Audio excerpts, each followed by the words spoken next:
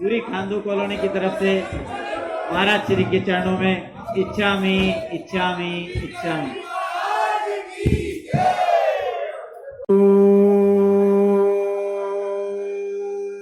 नमः सिद्धेभ्यः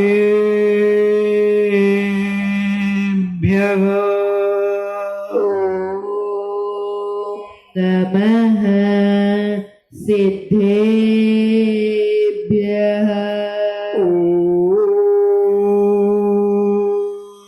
नमः सिद्धेभ्यः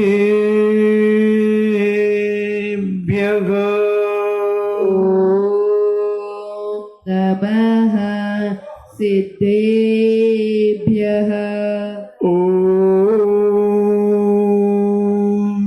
नमः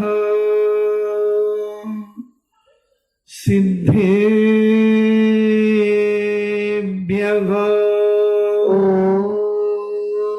नमः सिद्धेभ्यः नमो अरिहन्ताणम् नमो अरिहन्ताणम् नमो सिद्धाणम् नमो सिद्धाणम् नमो आयर्याणम्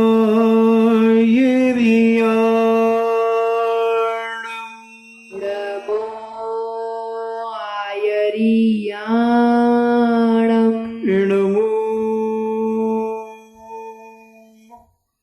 उबज्झायाणम्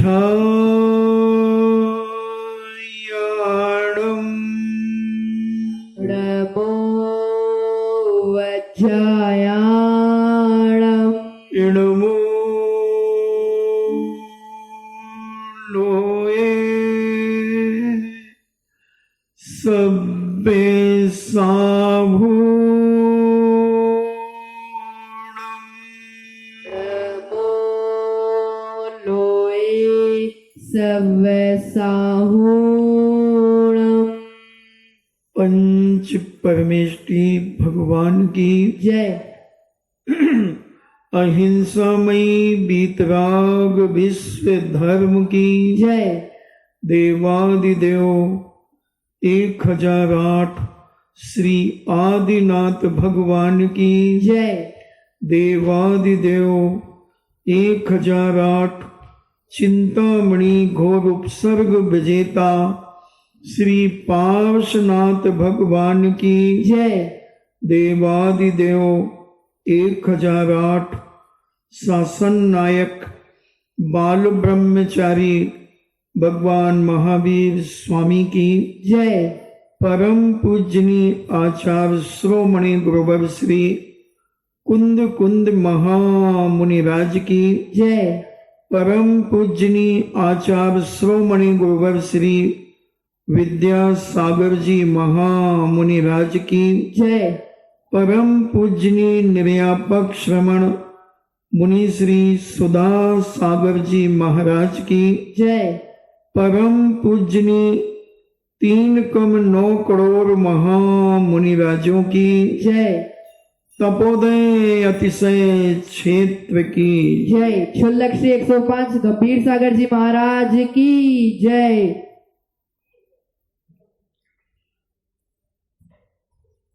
संसार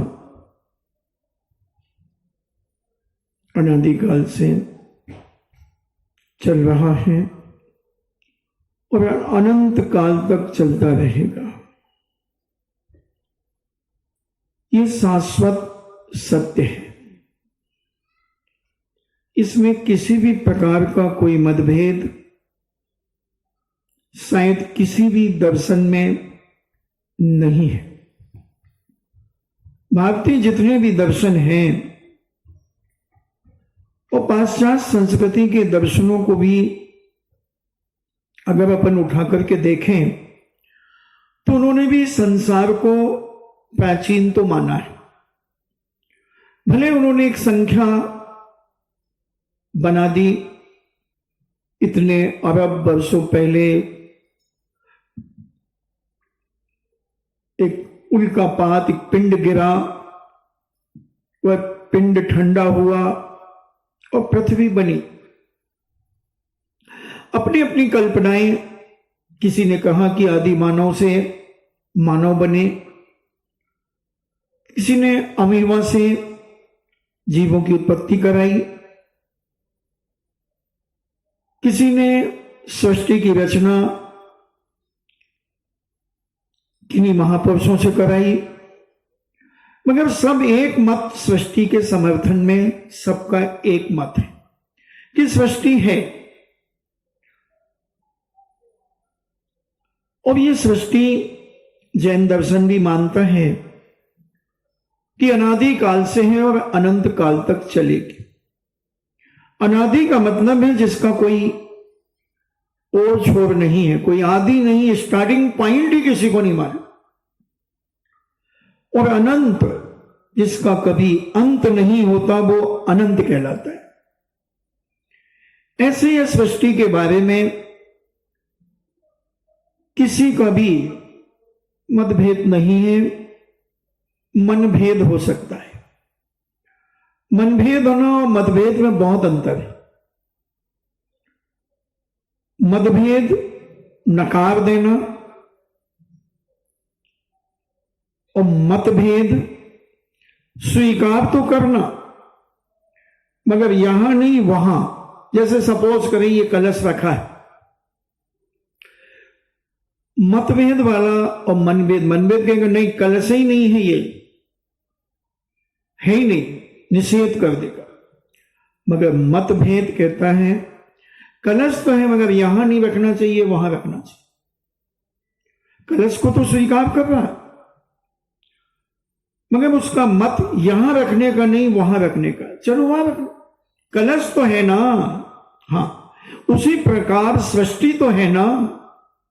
चलो तुम सीमा बांध दो, किसी को इसका कर्ता बना दो, कोई पिंड के माध्यम से इसकी उत्पत्ति करा दो, वो सब चलेगा। मगर नकारात्मक सोच किसी का नहीं है कि ये पृथ्वी अनादिकाल से नहीं है। सब घूम फिर करके जैन दर्शन का ही समर्थन करते हैं। कितना भी घूम के आ जाओ, लौट के इसी की शरण में आना ही पड़ेगा। इस जन्म में ना सही, परभव में और असंख्यात भाव में कभी ना कभी लौट करके यहीं आना ही पड़ेगा। कुछ भी कर लो आप अपने जीवन में, अगर आप भव्य हैं तो भव्य तो एक ना एक दिन जिनेंद्र की शरण में आएगा ही आएगा। और अगर अभव्य हैं तो भी अगर तुम्हें वैभव की लालच होगी,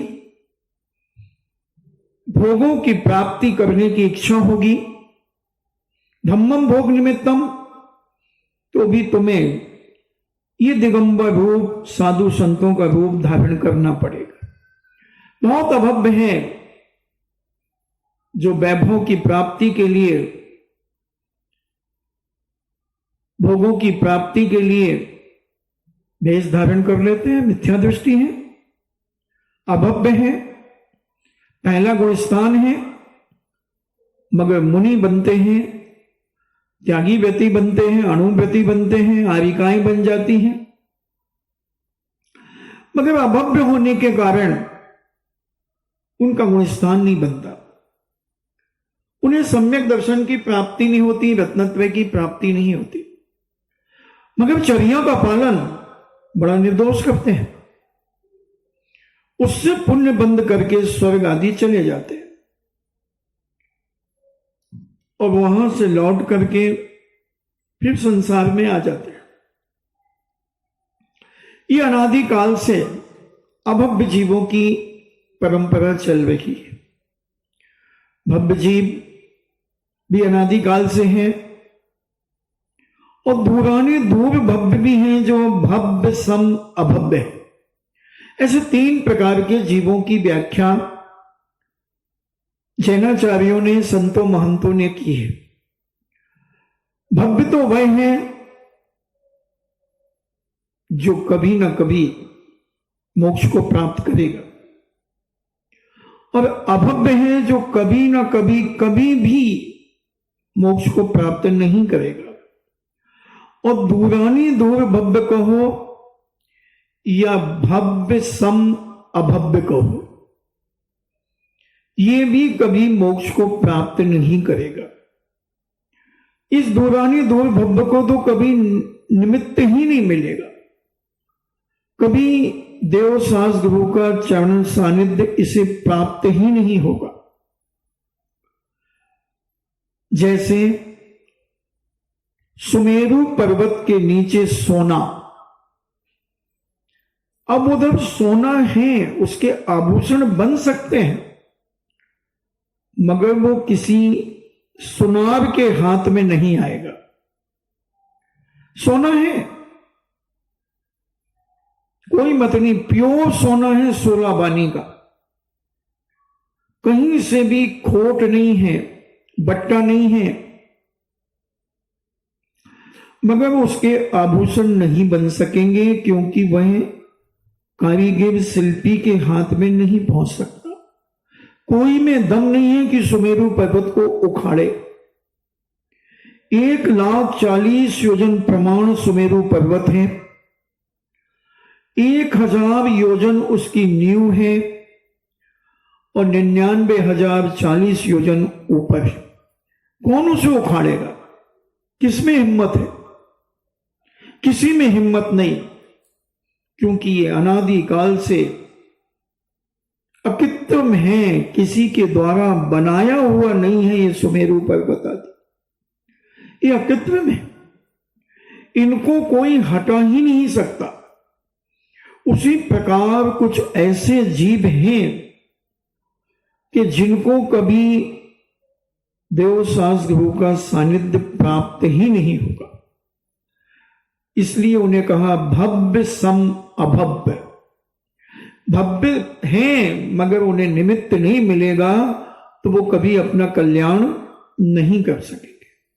और जो अभव्य हैं वो भले दीक्षा ले ले, व्रत धारण कर ले, मगर उनका कल्याण नहीं होगा। उन्हें इसी संसार में स्वर्ग, त्रियंच मनुष्य, नरक, इन 4 गतियों में भ्रमण करना ही पड़ेगा अनंत काल तक।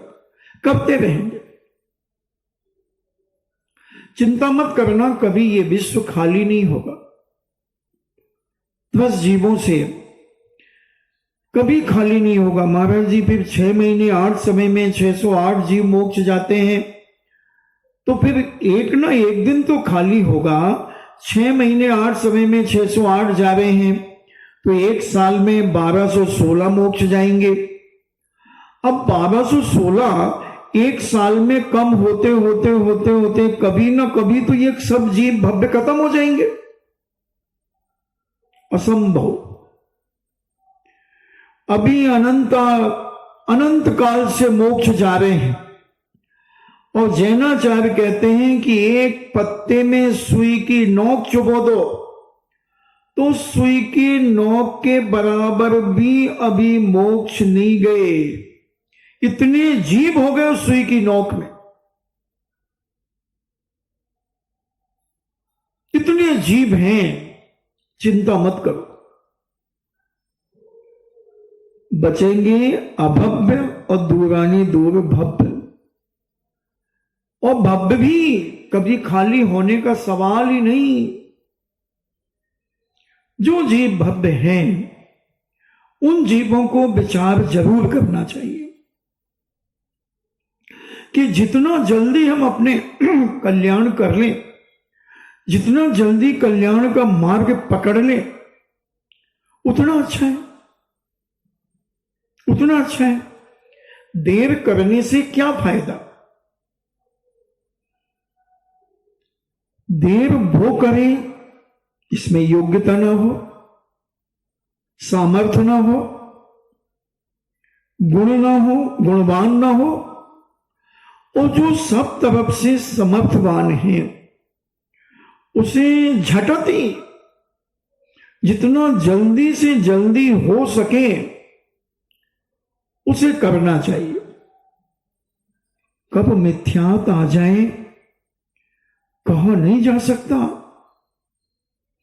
कब सम्यक दर्शन छूट जाए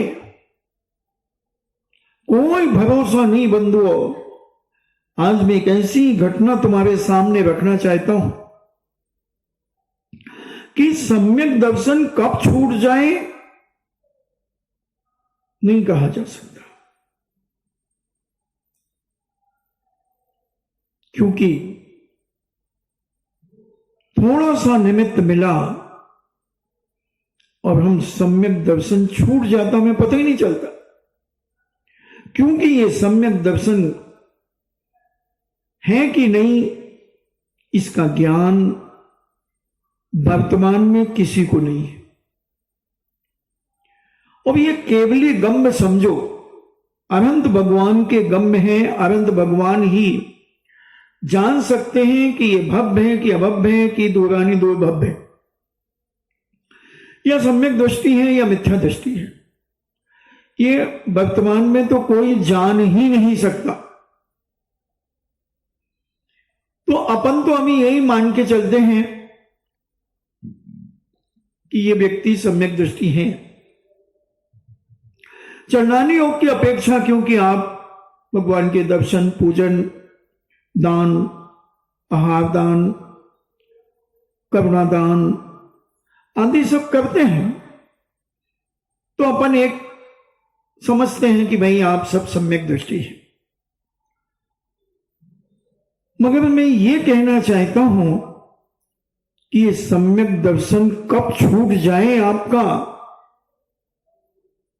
सफर में किसका कब जेब कट जाए क्या पता। बहुत जेब कट बढ़ते जा रहे हैं, पता ही नहीं चलता कि जेब कब कट गया। बहुत सारे यात्री व्यापारी के लिए जाते थे, अब तो एटीएम ले जाते हैं, अब तो फोन से भी पैसा पहुंच जाता है, अब तो व्यवस्थाएं बहुत बन गई, फिर भी जेब कटते रहते। पिछले चतुर्मास में यहीं पर पूज्य मुनि श्री के दर्शन करते करते कमरे के अंदर से जेब काट के ले गए।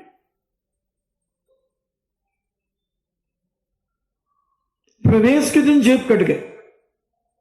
जहां भी चतुर्मास या किसी भी नगर में प्रवेश होता है, 2 4 10 जेब तो बिल्कुल मामूली बात है, कट जाते हैं। उसी प्रकार कब सम्यक दर्शन हमारा छूट जाए कुछ नहीं कहा जा सकता। बंधु, ऐसे ढेरों लोगों का छूटते हुए देखा है, और ढेरों लोगों ने निमित्त पाकर के प्राप्त भी किया है। नरकों में भी सम्यक दर्शन प्राप्त कर लेते हैं, जाति स्मरण के माध्यम से, धर्मोपदेश के माध्यम से, वेदना अनुभव से। वेदना अनुभव से भी जब उधर की वेदना नारकियों को होती है, जब नारकी छटपटाता है, तो अवधि ज्ञान लगाता है कि क्या कारण है, क्या कारण है कि मैं इस नरकों में इतनी वेदना सहन कर रहा हूं। अब उस वेदनाओं के माध्यम से उसे सम्यक दर्शन की प्राप्ति हो जाती है। उपदेश के माध्यम से, जो भगवान शांतिनाथ के प्रथम गणधर थे, वो पूर्व पर्यायों में नरकों में थे, और जो शांतिनाथ भगवान थे वो स्वर्ग में थे। उन्होंने अपनी अवधि ज्ञान से जाना कि मेरा एक मित्र नरकों में है, और वो मिथ्या दृष्टि है, उसे सम्यक दर्शन की प्राप्ति अभी तक नहीं हुई। और 16वें स्वर्ग का देव तीसरी पृथ्वी तक जा सकता है, उससे आगे नहीं जा सकता। अब उन्होंने क्या किया, और सपोज करो वो चौथी पृथ्वी में थे, तो उन्होंने अपने एक देव मित्र से, धर्मेंद्र से कहा कि सुनो, मैं तुम्हें उपदेश दे रहा हूं, तुम जाकर के चौथी पृथ्वी में जो नारकी हैं, फला फला, अभी तेज है, ऐसा कुछ उनका स्वर्ग में नाम था, और वो जाकर के वहां संबोधन करता है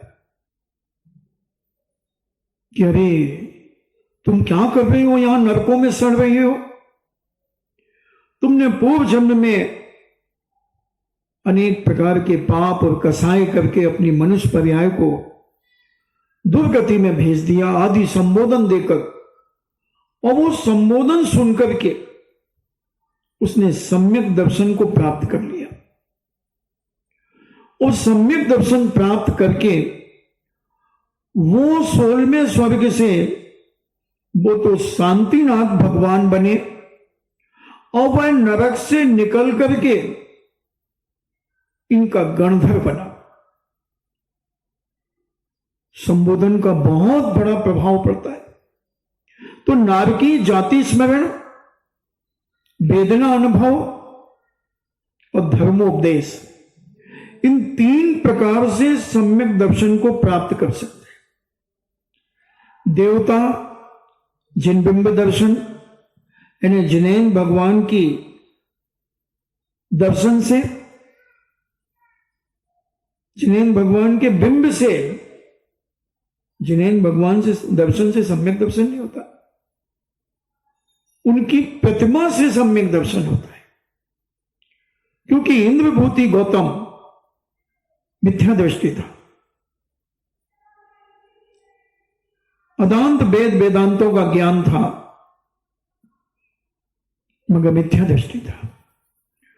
पहले मानसम के दर्शन करके उसने सम्यक दर्शन को प्राप्त किया। क्योंकि समोशरण में मिथ्या दृष्टि चला तो जाएगा, उपदेश भी सुन लेगा एक आचार्य की मान्यता के अनुसार, मगर उसे कुछ समझ में नहीं आएगा। वो वहां के राग रंग वैभव नाटक आदि में देख करके अपना समय व्यतीत कर देगा।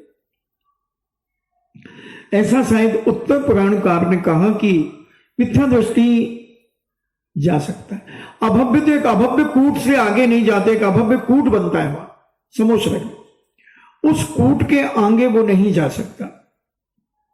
मिथ्या दृष्टि उन्होंने भेजा, मगर मूल आचार्यों के अनुसार समोशरण में मिथ्या दृष्टि नहीं जाता, सम्यक दर्शन प्राप्त कर लेता है। मानसम को देखकर, जड़ प्रतिमाओं को देखकर, साक्षात जिनेन भगवान से सम्यक दर्शन नहीं होगा। जड़ प्रतिमाओं से तुम्हारी आस्था, तुम्हारी श्रद्धा कितनी है, एक डुप्लीकेट चीज से तुम कितने प्रभावित हो जब तुम्हें साक्षात के दर्शन कराए जाएंगे। कैसा है ये जैन दर्शन? साक्षात जिनेन भगवान से कहीं नहीं लिखा कि साक्षात जिनेन भगवान से दर्शन करने से सम्यक दर्शन प्राप्त हो जाता। जिन बिंब दर्शन, जिन महिमा दर्शन, जाति स्मरण, वेदना अनुभव, इन कारणों से सम्यक दर्शन होते हैं। और नरकों में भी उपदेश मिलता है।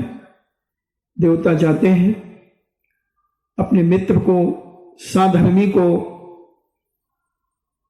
उपदेश देकर के उसे सदमार्ग में लगाने का प्रयास करते हैं।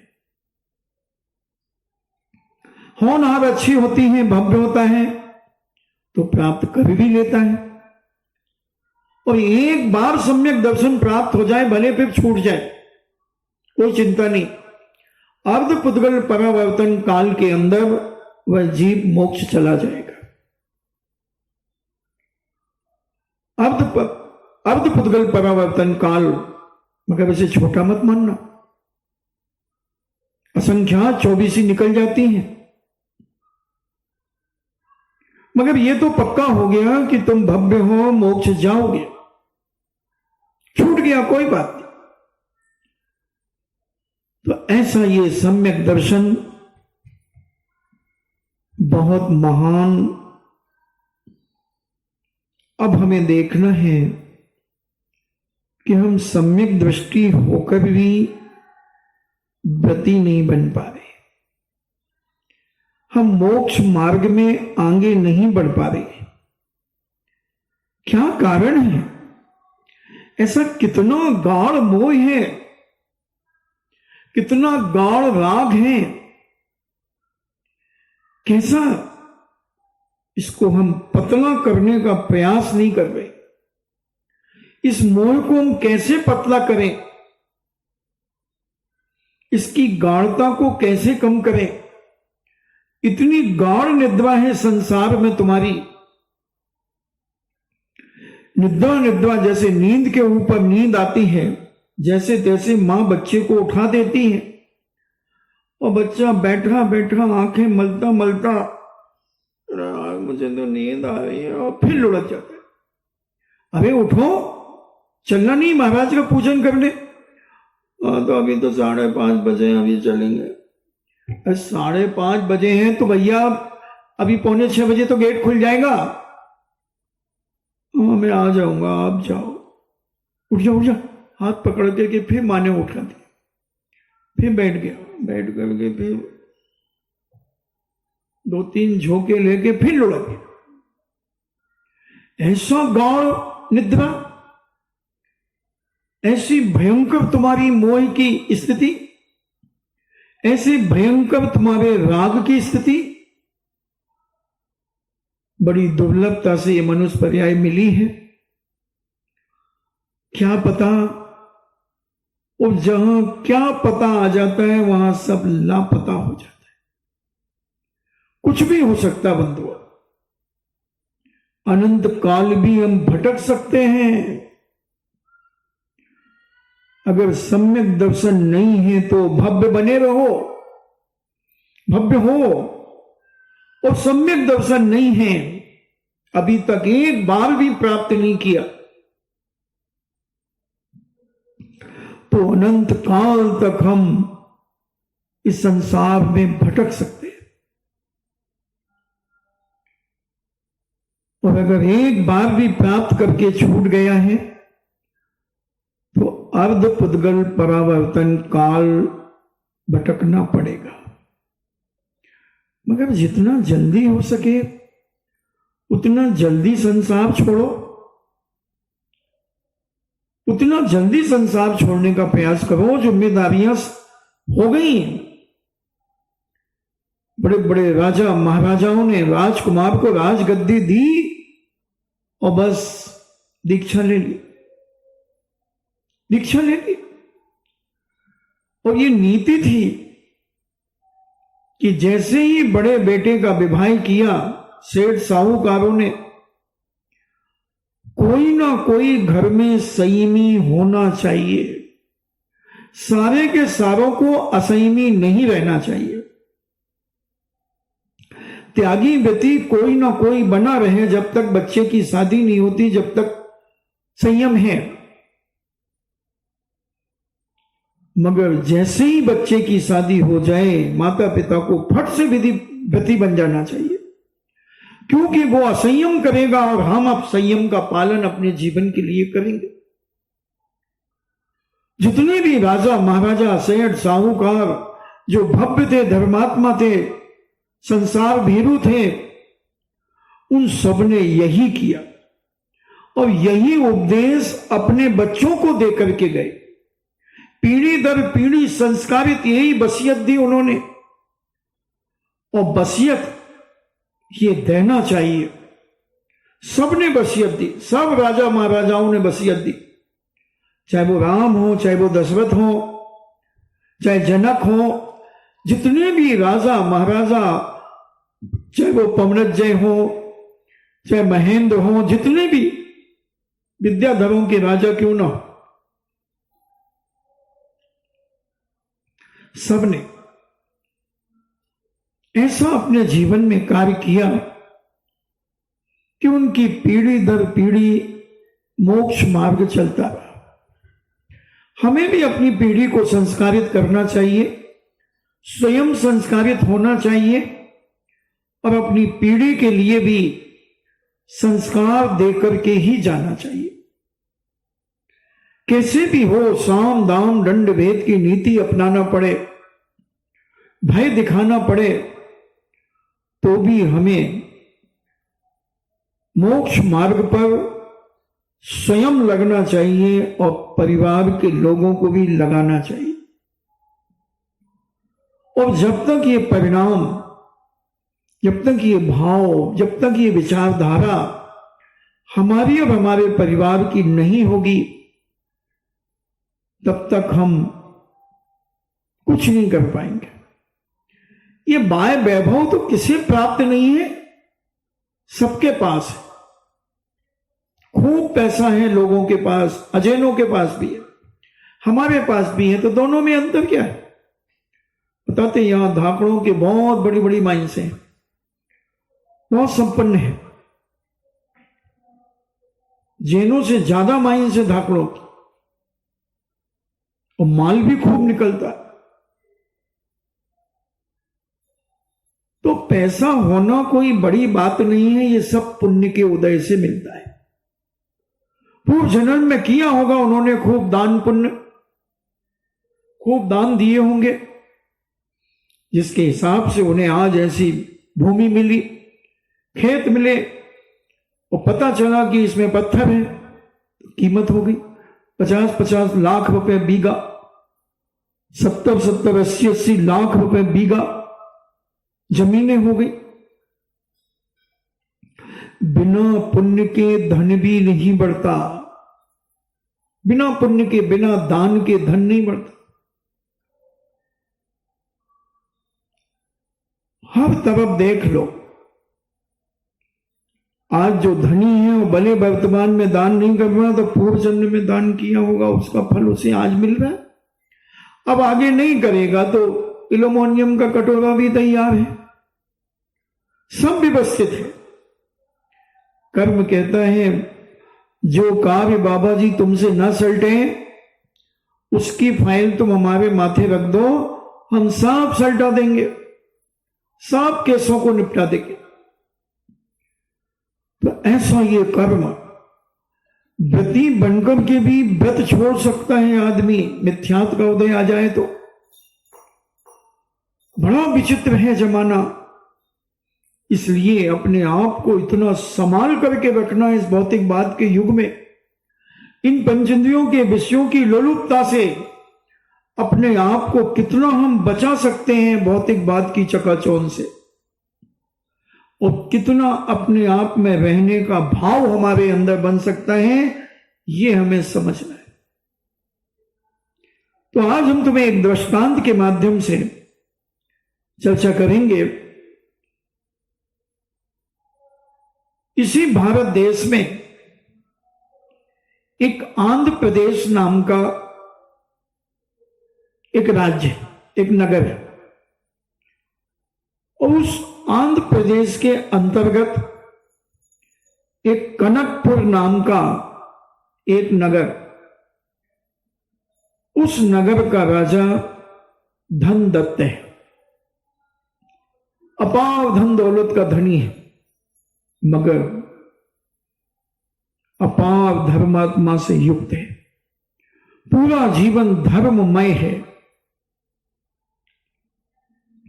और उस समय बौद्ध का भी बोलबाला बहुत तेजी से चल रहा है, क्योंकि भगवान पारसनाथ और महावीर स्वामी के बीच में ही बौद्ध हुए। पहले बौद्ध ने दिगंबरी दीक्षा धारण की और 6 साल तक पदयात्री और करपात्री रहे, मगर उनसे ये चर्या नहीं पली, तो उन्होंने मध्यम मार्ग निकाला, मध्यम मार्ग निकाला। ऐसे तो मत मतांतर निकलते गए, 363 मत मतांतर हैं, क्रियावादी अलग, अक्रियावादी अलग। तो ये सब हैं हुंडा और सरपड़ी काल दोष के कारण। मगर वह राजा जिनेंद्र के प्रति अपार श्रद्धा, अपार आस्था थी। उसे दुनिया की कोई ताकत, साक्षात बौद्ध भी आ जाएं तो उसे डिगा नहीं सकते थे। इतना धर्म के प्रति उसकी आस्था थी और सुचारू रूप से अपना शासन चलाया करते थे। रंच मात्र भी छल कपट, राग द्वेष, लूटपाट, अत्याचार, अनीति उनके राज्य में नहीं हुआ करती थी, क्योंकि राजा इतना शांत स्वभावी था कि अनायास किसी के ऊपर आक्रमण भी नहीं करता था। अगर कोई राजा आक्रमण करता था तो कोशिश संधि करने की करता था कि कैसे भी संधि हो जाए। कायर भी नहीं था, इतना कायर भी नहीं था कि युद्ध से डरता हो, मगर धर्मात्मा सम्यक दृष्टि होने के कारण वह चाहता था कि हिंसा ना हो, कैसे भी हो समझा बुझा करके शांति हो जाए। और वह राजा जैन धर्म का तो महान अनुयायी था, मगर उसका जो मंत्री था वह बौद्ध दर्शन का समर्थक था। मगर कभी राज्य में अपने बौद्ध धर्म की कोई ऐसी बात नहीं छोड़ता था। राजा के हर कार्य में पूर्णतः समर्थन करता था और राजा उस पर विश्वास भी करता था। राजा एक दिन झरोके में बैठे बैठे आकाश को निहार रहे थे। आकाश बड़ा सुहावना था, स्वच्छ बादल थे। उसी समय दो आकृतियां उन्हें आकाश मार्ग में दिखी। उन्होंने देखा, अरे ये तो मनुष्यों की आकृति दिख रही है। फिर जब वो थोड़ी नीचे हुई आकृतियां तो उन्होंने कहा, ओहो ये तो बीतरागी प्रभु श्रावण विद्याधारी मुनिराज आकाश मार्ग से जा रहे हैं। अपने मंत्री को बुलाया, मंत्री जी देखो जैन दर्शन की महिमा देखो, ऐसे मुनिराज आकाश मार्ग से विहार करते हैं। वो मुनिराज थोड़े नीचे आए। राजा धनदत्त ने बड़ी श्रद्धा और भक्ति से उन्हें नमोस्तु किया। नमोस्तु करते गए और कहा कि महाराज हमारे आंगन को पवित्र कीजिए, हमारे आंगन में पधारिए। महाराज उतर करके आंगन की ओर आ गए। उच्च आसन दिया गया, पाद प्रक्षालन किए गए। राजा और मंत्री और राज दरबार के लोग उपस्थित हो गए। पूज्य चारण विधिधारी मुनिराज विराजित हो गए। राजा धनदत्त ने विनय पूर्वक निवेदन किया, भगवान हमारे कल्याण का मार्ग बताइए और सच्चे धर्म का स्वरूप समझाइए। पूज्यवर ने अपनी वाणी के द्वारा दांतों की पंथी से जिनवाणी का उपदेश और समीचीन मार्ग का प्रस्तुतिकरण किया। उसको सुनकर के, उनके उपदेश को सुनकर के राजा के अंदर विशुद्धि और बढ़ी। विशुद्धि का मतलब है निर्मल परिणाम होना। जैसे दर्शन विशुद्धि जो 16 कारण में है, तो उधर सम्यक दर्शन को निर्मल कीजिए। जितना तुम सम्यक दर्शन को निर्मल करते जाओगे उतनी तुम्हारी दर्शन विशुद्धि विशुद्ध होती चली जाएगी। इन्हें सम्यक दर्शन उतना विशुद्ध होता चला जाएगा। ऐसा ही पूज्य वर के उपदेश सुनकर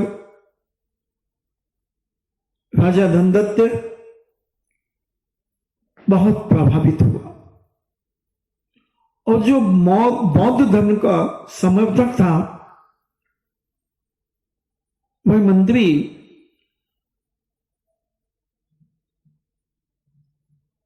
बिंदुक ऐसा कुछ उसका नाम था, उसने भी जैन दर्शन का उपदेश सुनकर सम्यक दर्शन को प्राप्त कर लिया। सम्यक दर्शन प्राप्त करके और पूज्य वरों का उपदेश सुनकर व्रती बन गया। 12 व्रतों का पालन करने लगा और बड़ा आश्चर्यचकित हुआ मुनिराज की मुद्रा को देखकर कि अभी मैं कहां मिथ्यात के घोर अंधकार में डूब गया था, कहां मैं रागी देसी को गुरु मान करके बैठा रहा। कितना पुण्य और सौभाग्य का उदय कि मुझे सच्चे गुरु की प्राप्ति हुई, सच्चे धर्म की प्राप्ति हुई, जो अनादिकाल से सनातन प्रवाहमान वीतराग धर्म और अपार गुणानुवाद करता हुआ अपने आप को धन्य मान रहा है।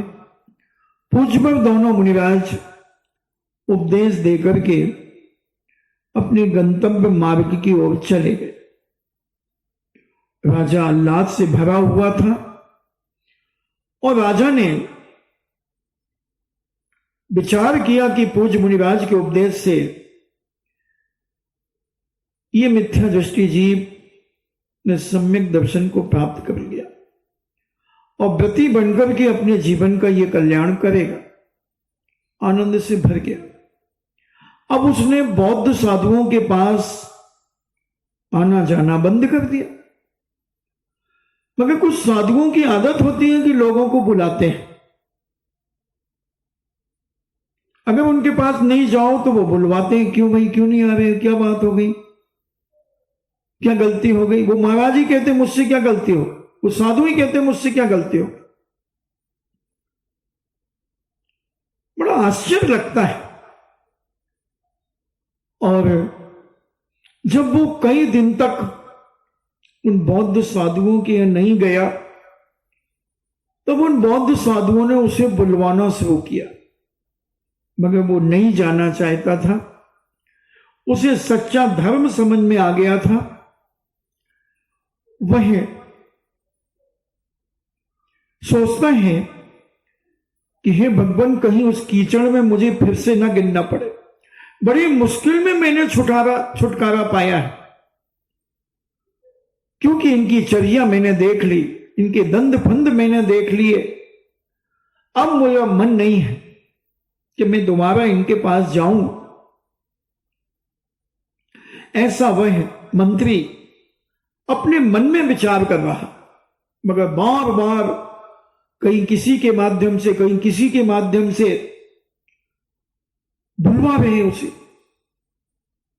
अरे भाई, हमसे क्या गलती हो गई, अभी मंत्री जी हमारे पास रोज आते थे और अब क्या कर दिया राजा साहब ने, कौन सी हंसी घुटी पिला दी।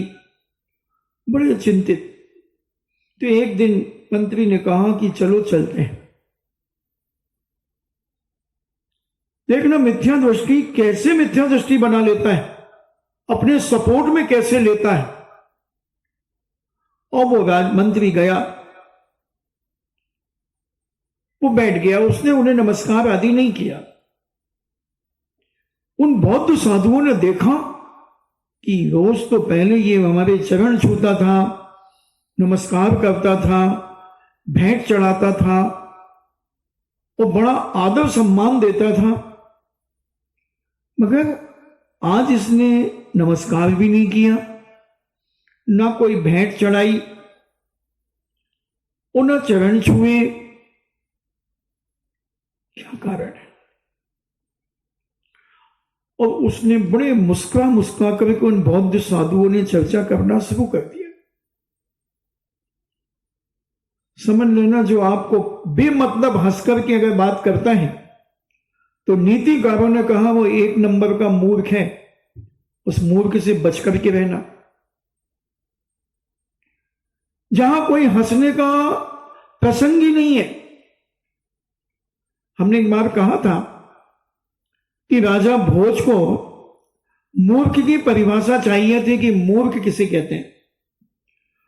तो राजा भोज के यहां पर बड़े बड़े विद्वान, 9 रत्न थे विद्वानों के। तो एक बार मां कवि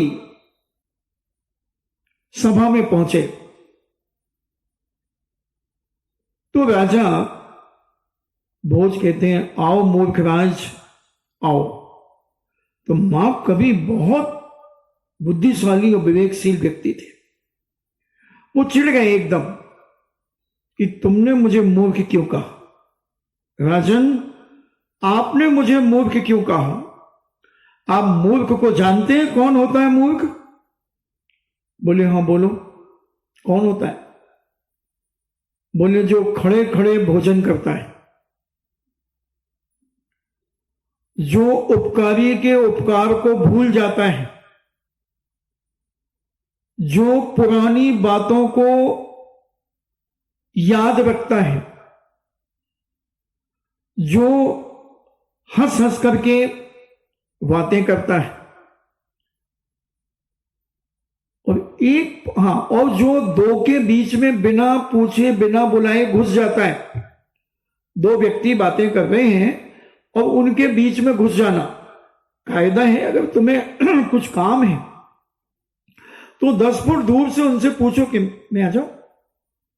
अगर वो हां कर दें तो आप वहां खड़े हो जाओ, और अगर वो नहीं कर रहे, आपको देख भी नहीं रहे, तो आप चुपचाप लौट जाओ, चाहे कितना भी काम क्यों ना हो आपको।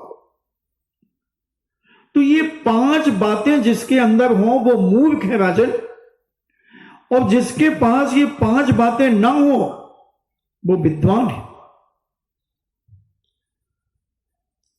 और मैं न खड़े खड़े भोजन करता हूं, न मैं उपकारी के उपकार को भूलता हूं, न मैं पुरानी बातों को याद करता हूं, और न मैं हंस हंस करके बात करता हूं, और न मैं 2 के बीच में घुसता हूं। इंटरनेशनल ठसियल मैं नहीं बनता हूं।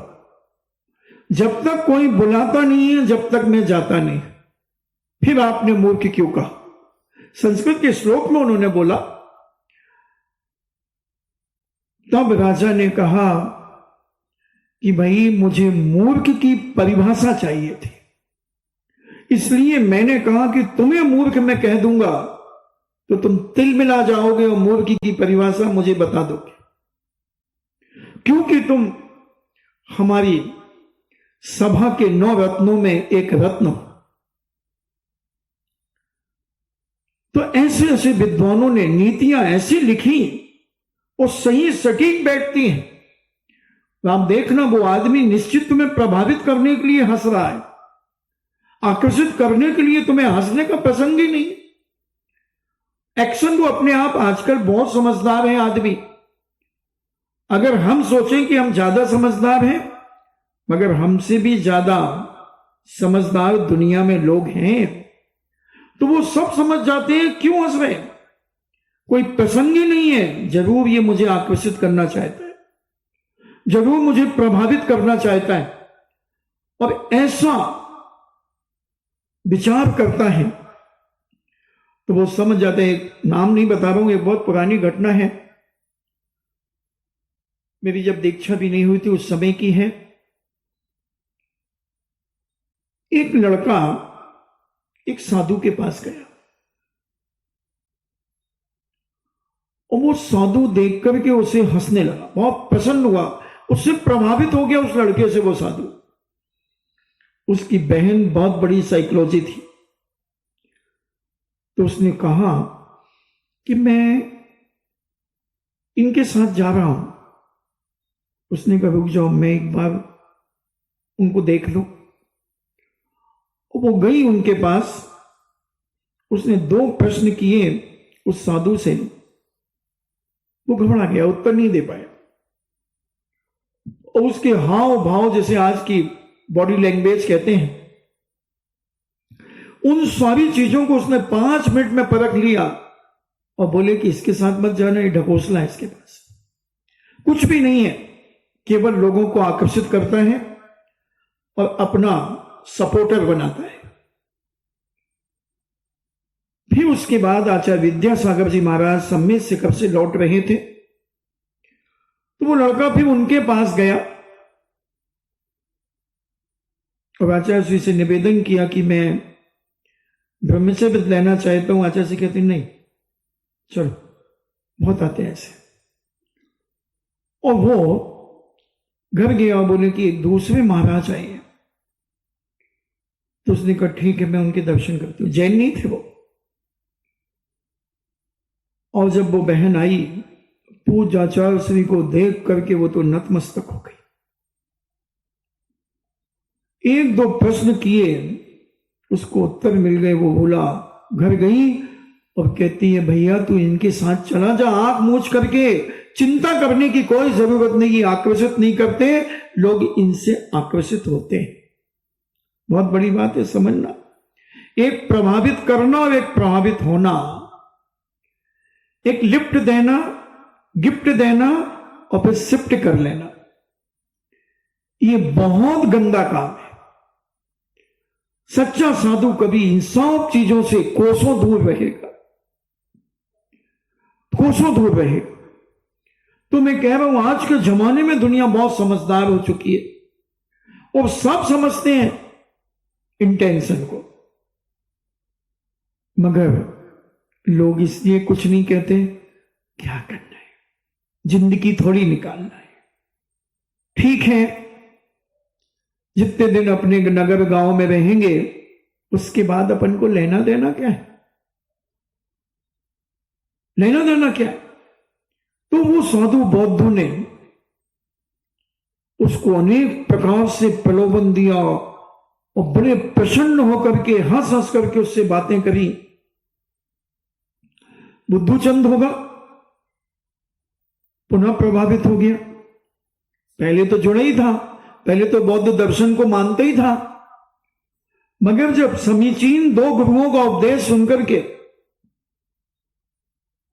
व्रती बन गया, सम्यक दर्शन प्राप्त कर लिया, मगर फिर मिथ्यात्व के पाप का उदय आया। अब चारों तरफ से साधुओं ने घेर लिया और वह फंस गया पुनः चक्कर में, पुनः चक्कर में फंस गया। बेचारा क्या करता, अब पुनः बौद्ध दर्शन के साधुओं के पास जाने लगा, उनकी बातों पर विश्वास करने लगा, उनकी बातों पर विश्वास करने लगा। अब वो 12 व्रत उसने छोड़ दिए, अनुव्रतों को तिलांजलि दे दी। उन साधुओं ने भड़का दिया। उसने पहले तो खूब जवाब दिए कि अरे चारण विधिधारी मुनिराज के मैंने दर्शन किए। बोले पागल हो क्या, आकाश में कोई जा सकता है, उड़ सकता है। उसको बेचारे को कुतर्कों के माध्यम से ऐसा घुमा फिरा दिया, उसकी आस्था को हिला दिया, हिला दिया। और वो फिर उसी बौद्ध साधुओं के पास जाने लगा, वहीं उठने बैठने लगा। ये दीर्घ संसारी जीव कहलाते हैं कि जान जानकर अंध बने हैं, आंखन बांधी पाटी। जान रहे हैं कि ये भ्रष्ट भी है चरित्र से, परिग्रहवान भी हैं, खान पान भी कोई भरोसा नहीं, शुद्ध अशुद्ध का कोई विवेक नहीं। सब कुछ जानने के बाद भी अगर हम उसे स्वीकार कर लेते हैं तो उससे बड़ा अज्ञानी मिथ्या दृष्टि जीव और कोई नहीं हो सकता। कोई नहीं हो सकता। वो बेचारा फिर फंस गया। एक दिन राज दरबार लगा हुआ था और राजा साहब ने राज दरबार में उन चारण विद्याधारी मुनिराज की महिमा और गरिमा का बखान किया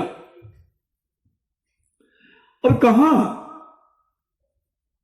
कि ऐसे ऐसे बीतरागी मुनिराज होते हैं, ऐसे रिद्धि सिद्धिदायक परम पूज्य मुनिराज होते हैं जो आकाश मार्ग में चलते हैं, पानी के ऊपर चल जाते हैं, तंतु चावण विद्धि जो मकड़ी के जाल के ऊपर भी चल जाते हैं तो मकड़ी का जाल नहीं टूटता, पुष्प चावण विद्धि,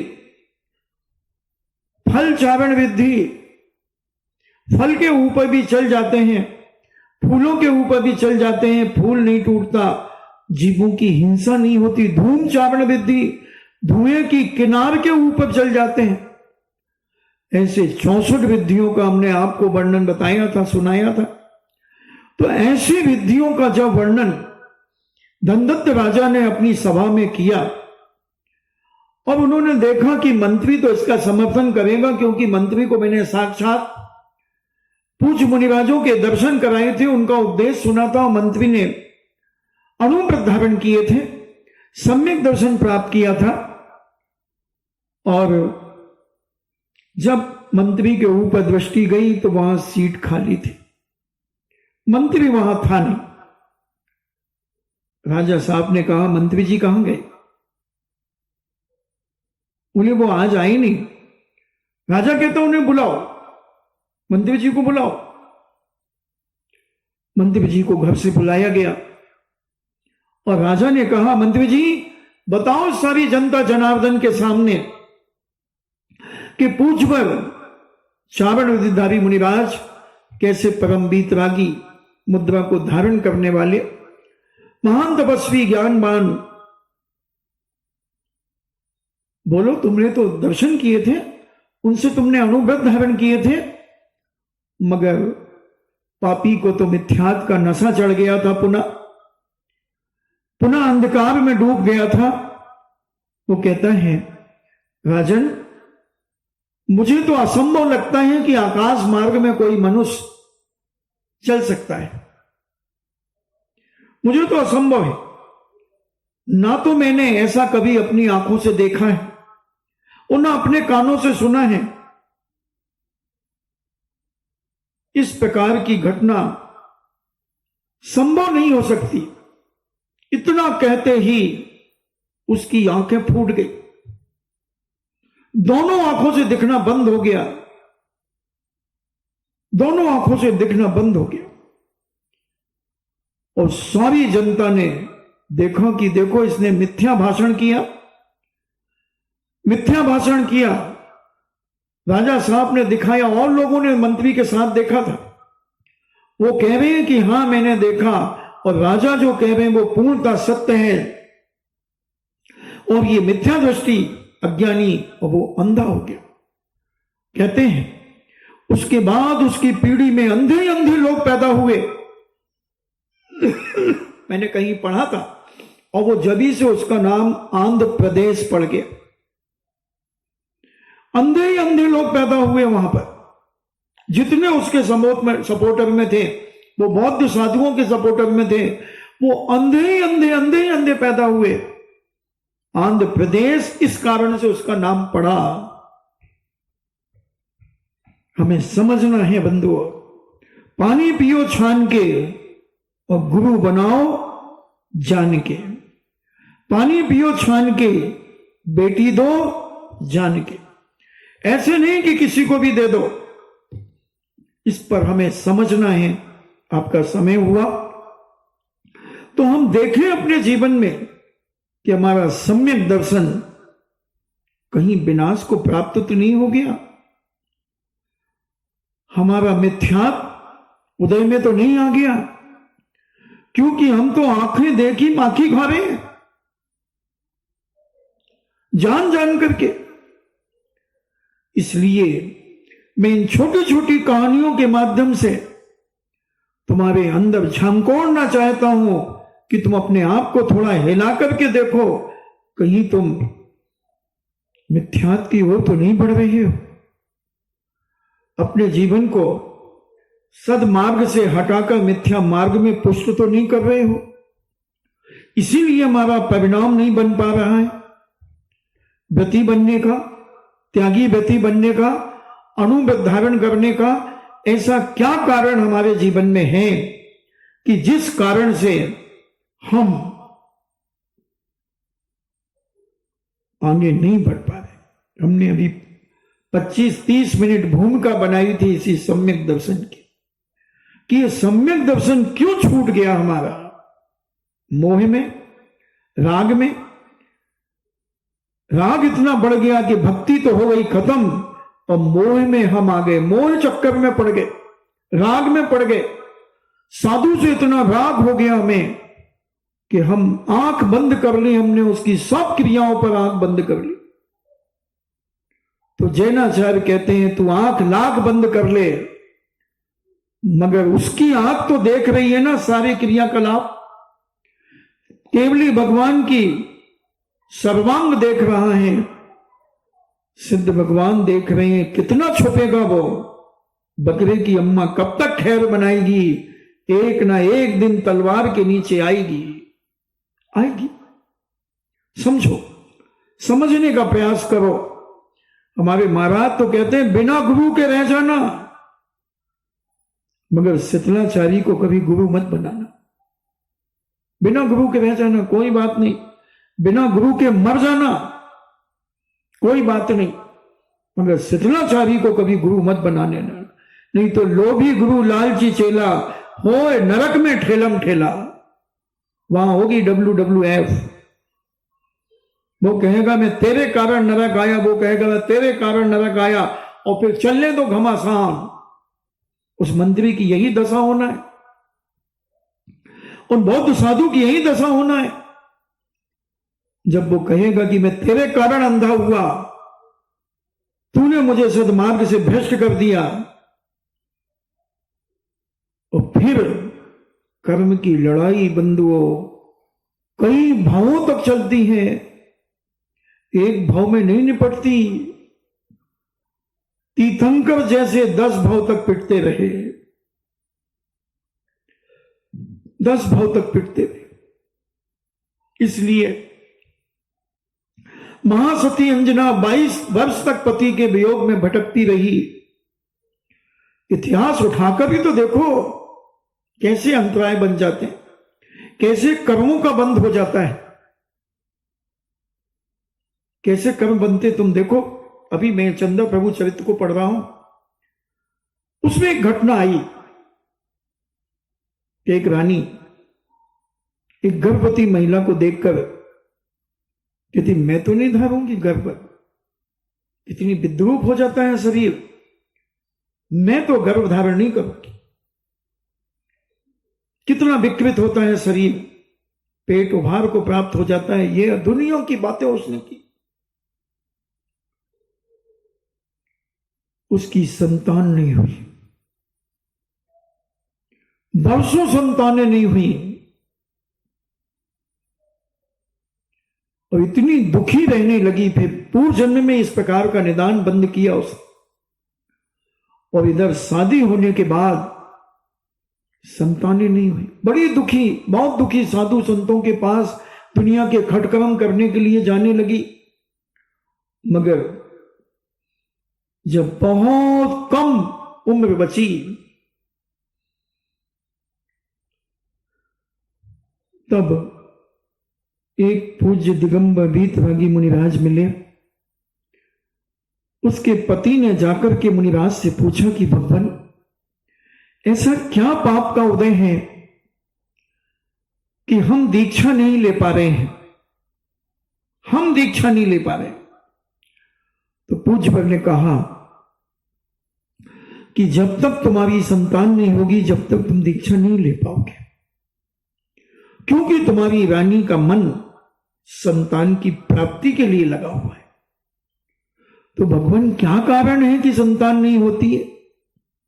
तब पूज्यवर ने अपने अवधि ज्ञान के द्वारा बताया कि इसने पूर्व जन्म में ऐसा अंतराय कर्म विघ्न डाला। अब बताओ कैसे कैसे कर्म बन जाते हैं, कैसे कैसे कर्मों का बंद हो जाता कि मैं गर्भ धारण नहीं करूंगी, विद्रूप शरीर हो जाता है, ये हो जाता, पता नहीं क्या क्या सोचा, कर्म बन गया, बन गया कर्म। 1 सेकंड नहीं लगता कर्म को बंधने में। इसलिए हर कदम बहुत फूंक करके रखो, बहुत समझ करके रखो, हर वाक्य बहुत सोच करके बोलो, हर बात सुनने के पहले सोचो कि ये मेरे सुनने लायक है कि नहीं, कि जो सुना रहा है सुनते चलो। किसी की बुराइयां सुना रहा सुनो, गालियां बकरा बको सुनो, क्या क्या नहीं सुनते हम इन कानों से। मगर कौन सा कर्म हमारे जीवन में ऐसा निधत निकाचित रूप बन जाए कि हम सोचते रह जाएं कि हमने ये क्या कर लिया, पता ना चले। और जब कर्म उदय में आए, जब कोई अवधि ज्ञानी मुनिराज हमें बताएं, कोई निमित्त ज्ञानी मुनिराज हमें बताएं, तब पता चले हमने तो कब किया था, हमने तो कभी किया ही नहीं, हमने तो किसी का कुछ किया ही नहीं। फिर वो तुम्हारा चिट्ठा खोलेंगे, तब रोंगटे खड़े हो जाते।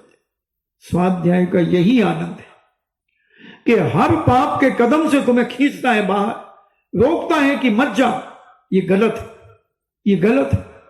इसलिए मैं तो कहता हूं कुछ भी हो, एक ग्रंथ अपने जीवन में चलाते रखना, चलाते रखना।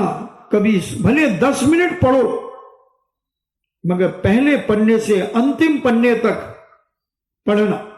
6 महीने में पूरा हो कोई बात नहीं, 1 साल में 1 ग्रंथ पूरा हो कोई बात नहीं, मगर ग्रंथ जरूर पढ़ना। ये हमें बहुत संबल देते हैं, हमें बहुत बड़ी ताकत देते हैं और हमारे माइंड को इतना फ्री और प्रसन्न रखते हैं। क्योंकि जब हम ऐसे उदाहरण पढ़ लेते हैं, ऐसे कर्म बंद हो जाता है, तो हम अपने आप उन पापों से बचना शुरू हो जाते हैं। हम शिथिलाचार से दूर होने लगते हैं, हम मिथ्यास से दूर होने लगते हैं, हम राग देश कसायों से दूर होने लगते हैं और अपने जीवन का कोशिश करते हैं पवित्रीकरण करने का, कि हम अपने आप को कितना पवित्र बना सकें, कितना साफ सुथरा अपनी मानसिकता को बना सकें। और ये बिना स्वाध्याय के कभी काम नहीं हो सकता, स्वाध्याय करना ही पड़ेगा।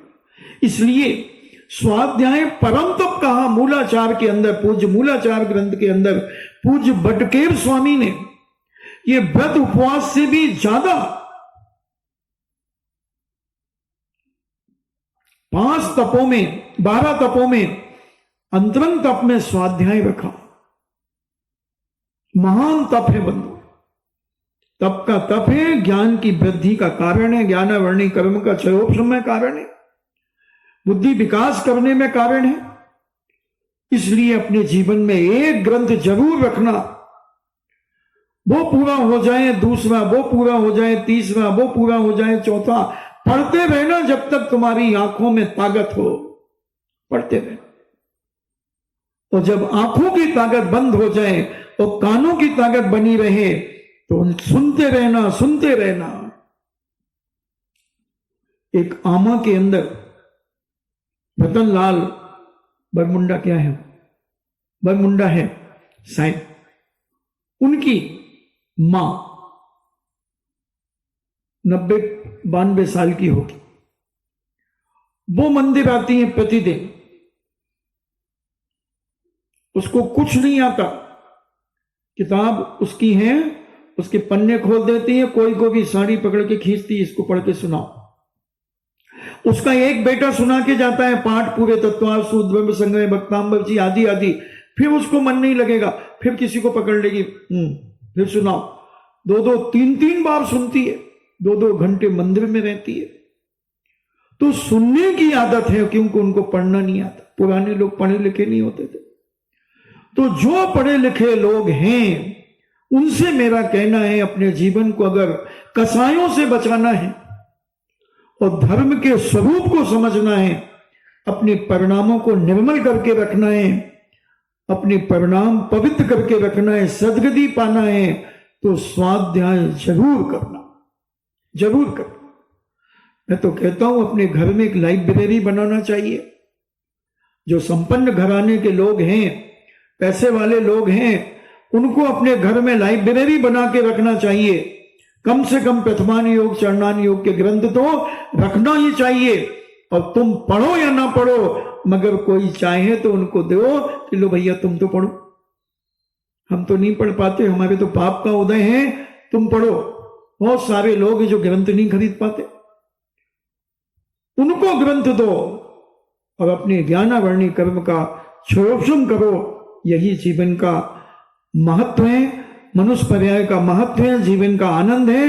नहीं तो बहुत गई रही थोड़ी थोड़ी भी अब जाए, और कहां जाएगी मर करके ये पर्याय, कुछ नहीं कहा जा सकता। पर्याय तो यहीं छूट जाएगी, ये आत्मा कहां जन्म लेगी।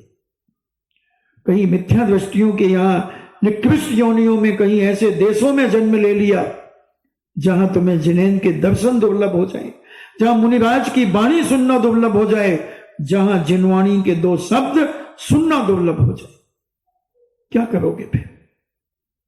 मनुष्य तो बन गए, पैसा भी खूब मिल गया, क्या खाओगे पैसा?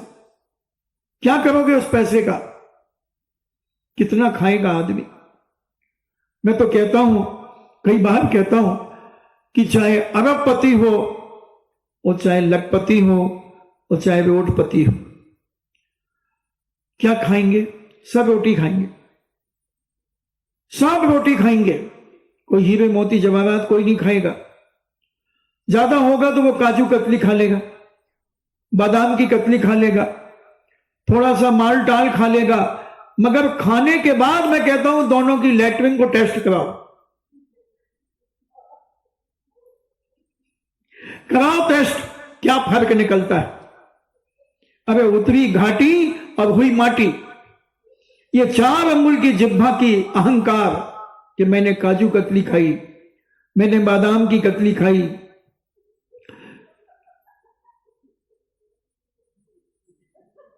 ये दुनिया की बातें हम कह सकते। मैंने लबू का खाया, लबू का, मैंने लपसी खाई। अबे क्या खाई? ये घाटी उतरी और हुई माटी है, उसके बाद टेस्ट करा लो। खाने जो ज्यादा खाएगा उसकी भली बीमारी और निकल सकती है, और चेक करा लो।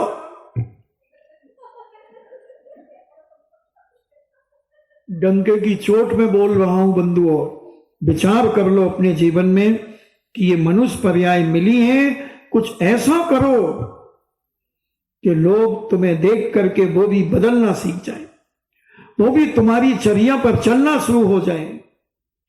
कुछ ऐसा करो। समय आपका 1 घंटा 10 मिनट हो गया। आज उपास तो नहीं है ना? आज किसके यहां गए थे हम आहार करने? ये सोनी ने सोना खिलाया हो। तो ऐसा अपने जीवन में कुछ करो, तभी जीवन का महत्व है। नहीं तो क्या है बंधुओं, जा रहे हैं, चले जाएंगे, मर जाएंगे, कुछ नहीं कर पाएंगे। तो खांडू कॉलोनी वाले भी स्वाध्याय का नियम ले लें कि एक ग्रंथ जरूर अपने पास रखेंगे। बता देंगे, अभी तो कल जाओगे परवाते, कोई भरोसा नहीं, अभी वो गई क्या वो बात। हाँ, अब काले जाए काले हांजे, हांजे जाएगी हांजे। इधर गए हैं, सा को हाँ कहते हैं। तो एक बार मुझसे खांडू कॉलोनी में एक व्यक्ति आया और बोला कि महाराज जी हमारे सगे की सगाई हो गई, हाँ वो हागबाड़ा मतलब सागबाड़ा में। तो मैंने कहा अच्छा, मैंने कहा शाम को बताऊंगा मैं प्रवचन में। तो फिर हमने कहा कि भाई एक भाई मेरे पास आया था, वो कह रहा था हमारे हगे की हगाई हो गई हागबाड़ा में।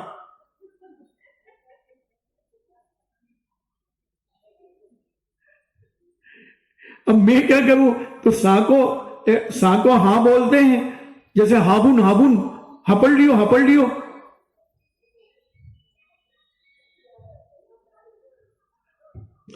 तो ऐसा होता है, कोई बात नहीं। ये तो भीलवाड़ा में भी हाबुन हाबुन कहते हैं, हपल लियो कहते हैं, भीलवाड़ा में भी चलता है। बिजोलिया में भी बोले, वाह रे वाह। तो बागड़ का प्रभाव बिजोलिया में भी है भाई। हाँ, मेवाड़। तो ये अपने जीवन को समझें। ये तो मैंने एक बात कही, मगर स्वाध्याय अपने जीवन में करें। इन्हीं मंगल भावना के साथ सबकी आत्मा परमात्मा बने। जिन वाणी स्तुति। जिन वाणी के ज्ञान से सूझे लोकालोक, सो वाणी मस्तक धरो सदा देत हूँ धोख। हे जिन वाणी भारती, तो है जपो दिन रैन। जो तेरो शरणागहि, सो पावे सुख चैन। देव भजो अरिहंत को, गुरु सेवा निर्ग्रंथ। दया धर्म पालो सदा, यही मोक्ष का पंथ। 9 बार नमोकार।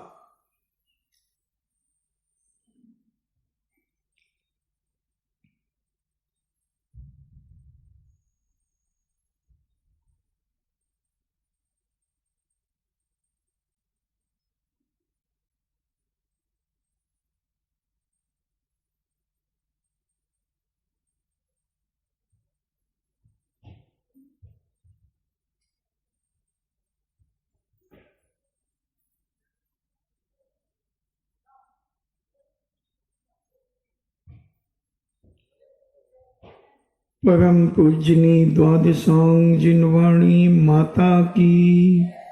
सुत देवता, सुत देवता, सुत देवता।